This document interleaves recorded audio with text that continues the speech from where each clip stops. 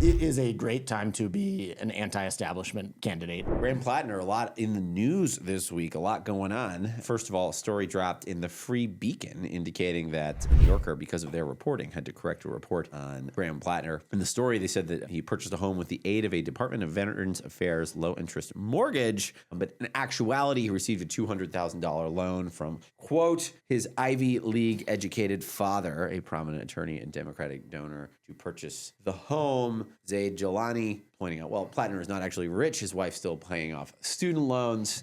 And I think this actually raises kind of some interesting questions, you know, irrespective of who his parents or whatever who paid for the house. He got asked about this in his big interview in the New York Times. And here's the question he got asked. Working class, how you grew up or how you live now? Like, pitch is, I'm of the working class now. I work with my hands. Yeah, and I am. I mean, I work with my hands. I don't make a lot of money. My wife and I work incredibly hard, and we probably make like $60,000 a year. Do you have family money? My father gave me the mortgage, but it was what else I had. I could have used a VA home loan if I had wanted to, but at that point, it was just easier to do it that way.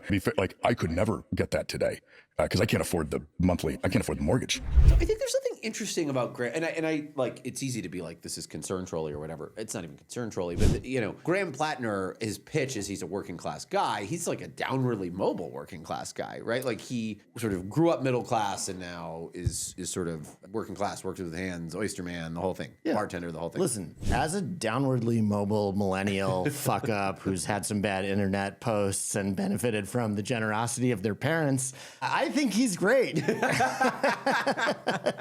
But actually, you joke, but I actually think there's something to this. Alex Seitz, a friend of the show, said, for what it's worth, there's a lot of intentionally downward mobile class mobility on the Maine coast. Platner's trajectory, not that uncommon. First gen summers here, second gen moves here full time, still works as a professional. Third gen goes full townie. There is like actually something to this. And I actually think, you know, there was some kind of conversation about this after Zoran, which is there is this thing with like a generation of young person who actually does feel downwardly mobile, for whom like that is a thing. And so I think that this whole story, like, it's sort of easy to look at it, and it, you know, it does sound like I'm like bending over backwards to defend Graham Platner, but it's like, it's easy to look at this story and say, well, he's fake working class or whatever. But I actually think, like, in a moment where a lot of people feel downwardly mobile, there is like there is some relatability to this. A couple other interesting moments from the interview. This was, I thought, a very good answer on him. In 2 months in the war in Iran. And I haven't heard a single question of where it came from. I am always amazed that this nation can just expend billions, trillions of dollars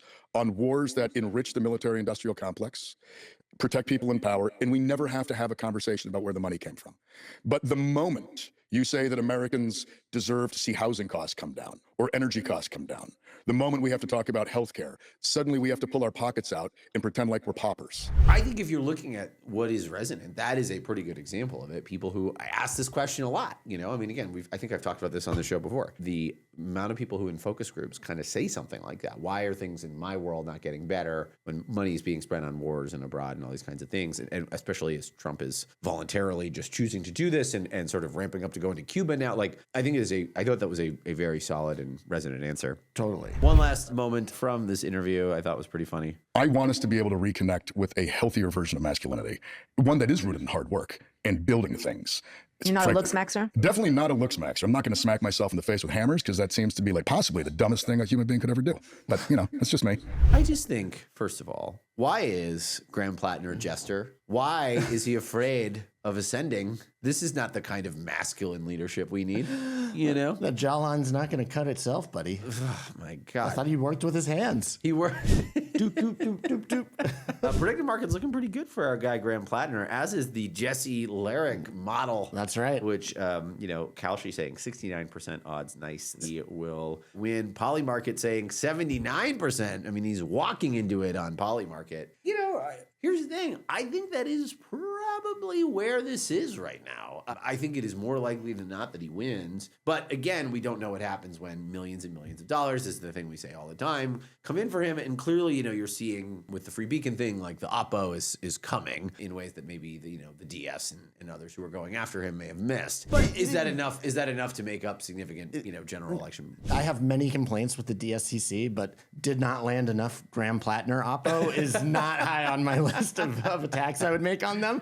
I mean, like, yes, they're going to spend millions of dollars to try to take him down. I think he will win this race by double digits. And when he does, and I'm not the first one to say this, Jonathan Van Last and our friends at the Bulwark had a piece last week talking about Platner as a potential 2028 candidate. That, you know, I don't think that he's thinking that necessarily, Platner, but like he is building something of a movement there. And if he were to, you know, win by double digits against Susan Collins, you could very easily see people start to clamor the same way if James Tallarico wins in Texas, people are going to be like, this is the guy, you know? So super interesting. Totally. And if you're Collins, it's like, you just don't know what you're up against, you know? It's like the Dodgers going up against, like, instead of the Yankees in the World Series going up against 9 wild apes. And you're like, and it's like, well, I know how to beat the Yankees. Right.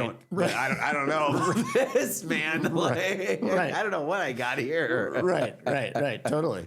I think it is a great time to be an anti-establishment candidate, you know, and Platner, his first ad was just like, Susan Collins is part of the problem. And it was like, I'm fucking angry, but aren't you fucking angry? And I was like, I am pretty fucking angry. Fuck Susan Collins. Like, I just think it's a good time to be not associated with anything that's happened in politics in the last like 20 years, you know? Yeah.